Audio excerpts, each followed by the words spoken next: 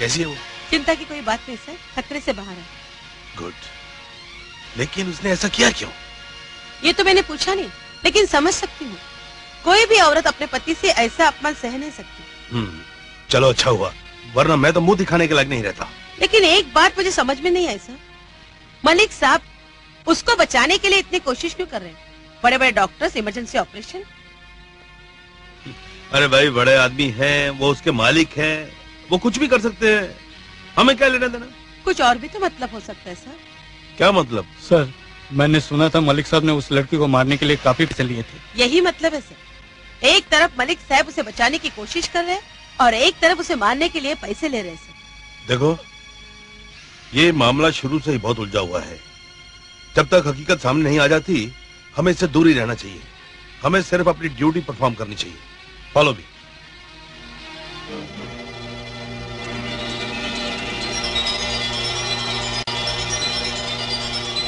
ये देखिए, ये है शीला का डेथ सर्टिफिकेट। मैं सब जानता हूँ, इसे बंद करिए आप मुझे एक बात बताएं मिस्टर राजेश जी। आपने शीला जी को 13 अगस्त को कोई टेलीग्राम भेजा था? जी हाँ। और आपने उनसे फोन पर बात भी की थी? जी हाँ। और आपने उन्हें अपने फार्म पर आने के लिए मजबूर भी किया था? जी हाँ। लेकिन आप ऐसे क्यों पूछ रहे हैं? क्योंकि ये सब बातें मुझे उस लड़की ने बताई थी। आपके वो दिए हुए तोहफे, आपकी सब चिट्ठियां, सब हैं उसके पास। उसने तो मुझे यहाँ तक भी ऐसी बातें बताई हैं जो सिर्फ पति पत्नी ही जानते हैं। अरे हाँ, मैं तो आपको वो बताना ही भूल गया कि वो जो आपने उसे बचाने से इनकार किया था ना, वो मान को बर्दाश्त ना कर सकी। उसे झटका लगा और उसने आत्महत्या करने की कोशिश की।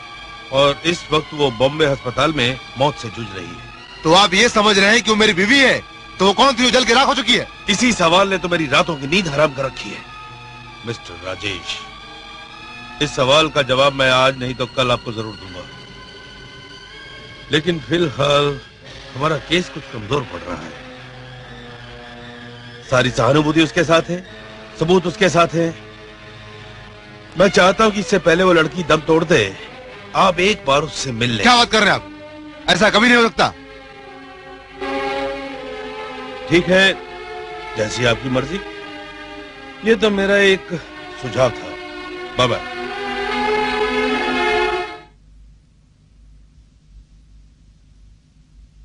आप कैसी है तबीयत? ये लोग मुझे मरने भी तो नहीं देते। ऐसी बातें ना करें, अब जल्दी ठीक हो जाएंगी। तुम बताओ। कुछ नहीं, ठीक हूँ। झूठ मत बोलो, मैं तुम्हारी परेशानी जानती हूँ। यकीन करो, मैंने ये सब कुछ जानबूझ कर नहीं किया। मैं तो सिर्फ अपने पति से मिलने आई थी, किसी को परेशान करने नहीं। यकीन करो, मुझे तुम्हारे बारे में कुछ भी मालूम नहीं था। और जब मालूम हुआ तो आत्महत्या करने की सोच ली? राजेश मेरे साथ ऐसा बर्ताव करेगा, ये तो मैंने सोचा भी नहीं था। एक सच बताओगी? पूछो। क्या तुम वही शीला हो? ये पूछकर मुझे और अपमानित मत करो।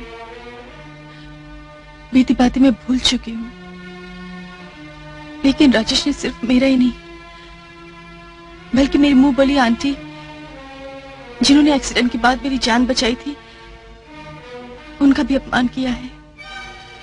इसीलिए उन्होंने सब हंगामा खड़ा किया है।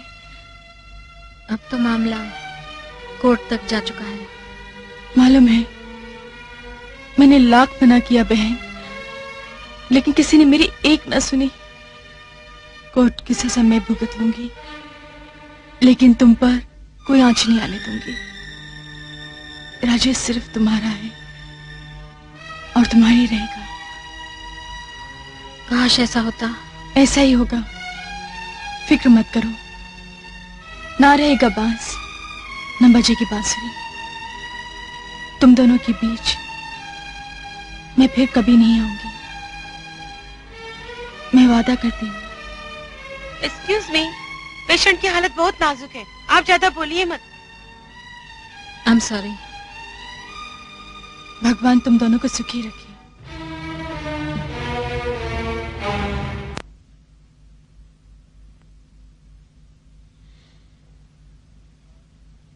मिलॉर्ड, पिछले साल 14 अगस्त दोपहर 3:30 बजे के करीब एक मनुष्य कार एक्सीडेंट में खंडाला के पास वैसे शीला भाटिया का एक्सीडेंट हुआ और उनकी मौत हो गई। उनकी लाश का शिनाख्त उनके पति राजेश भाटिया ने खुद किया। उनके तमाम रिश्तेदार भी उस वक्त वहां मौजूद थे। पंचनामा की रिपोर्ट, पोस्टमार्टम रिपोर्ट और डेथ सर्टिफिकेट सबसे जाहिर होता है कि शीला भाटिया की मौत हो चुकी है। अब मिलॉर्ड, ये मोहतरमा जो कटघरे में खड़ी है, राजेश भाटिया की जिंदगी में आती है और कहती है कि मैं शीला भाटिया हूं। वेरी फनी मिलॉर्ड, जबकि शीला भाटिया की मौत हो चुकी है, ये क्लेम कर रही है कि शीला भाटिया है। मिलॉर्ड, ये जालसाजी और फरेब का केस है। इसने मिस्टर राजेश भाटिया के दिमाग में उथल पुथल मचा दी है, उनका दिमागी संतुलन खराब कर दिया है। मेरी अदालत से दरख्वास्त है कि इस फरेब से जल्द पर्दा उठाया जाए। That's all, milord. मिलार्ड, मेरे काबिल दोस्त ने आज मुर्दा सबूतों के आधार पर जीती जागती औरत को मरा हुआ करार दिया है। ये सारे सबूत किसी के मर जाने के बाद लागू होते हैं। जब मेरी क्लाइंट शीला देवी भाटिया आपके सामने जीती जागती खड़ी है, तो इन सबूतों का कोई मतलब नहीं है। मैं ये डेथ सर्टिफिकेट और पोस्टमार्टम रिपोर्ट को बेबुनियाद और झूठा करार देता हूं। That's all milord. मिलॉर्ड, अगर ये सब सबूत झूठ है तो कौन सी जो कार एक्सीडेंट में मारी गई थी? ये पता लगाना पुलिस का काम है मिलॉर्ड। किसी की गलती की सजा इस बेगुनाह औरत को क्यों दी जाए? मैं कोर्ट से गुजारिश करता हूं कि पुलिस द्वारा लगाए हुए झूठे आरोपों से मेरी क्लाइंट शीला देवी भाटिया को बाइज्जत बरी किया जाए। That's all my lord. आरोपी अपनी सफाई में कुछ कहना चाहती है? जज साहब, पिछले साल 13 अगस्त को मेरे पति ने महाबलेश्वर के फार्म हाउस से मुझे फोन किया था। 14 अगस्त को उनका टेलीग्राम भी मुझे मिला। टेलीग्राम मिलती मैं फौरन निकल पड़ी। मैं कार बहुत अच्छी चला लेती हूँ, लेकिन उस दिन जाने मुझे क्या हो गया। कुछ पल के लिए स्टीयरिंग व्हील से मेरा कंट्रोल ही हट गया और फिर मेरा बहुत जबरदस्त एक्सीडेंट हो गया। उसके बाद क्या हुआ मुझे कुछ होश नहीं। होश आया तो देखा कि मैं अपनी आंटी के घर हूँ। उन्होंने मेरी बहुत देखभाल की। उन्हीं की वजह से मुझे आज नई जिंदगी मिली है। होश आने के बाद जब तबीयत कुछ ठीक हो गई तो मैंने पुलिस की मदद से अपने पति के घर का पता लगाया, क्योंकि जहाँ वो पहले रहते थे वो मकान उन्होंने बदल लिया था। जब मैं उनसे मिलने गई तो मुझे लगा कि मुझे देखकर वो बहुत खुश होंगे, लेकिन नहीं।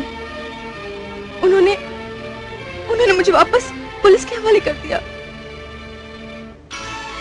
जज साहब, मुझे मेरे पति से कुछ नहीं चाहिए।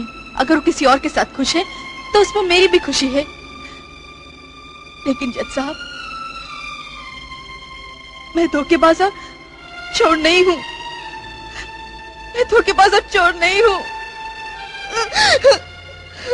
पुलिस इस मामले की सही जांच करे और आरोपों के मुताबिक संबंधित गवाहियां पेश करे। ये अदालत 15 दिनों के लिए स्थगित की जाती है।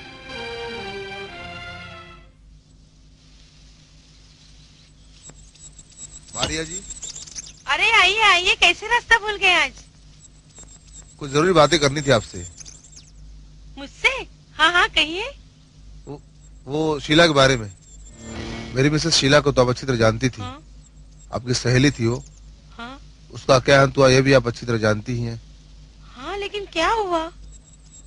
बात यह है कि फिक्र मत कीजिए भाई साहब, मैं उस धोखेबाज औरत के खिलाफ कोर्ट में गवाही दूंगी। उसकी पोल खोल के रहूंगी। Thank you very much. Thank you की कोई बात नहीं है। अच्छा, मैं चलता हूँ। हाँ।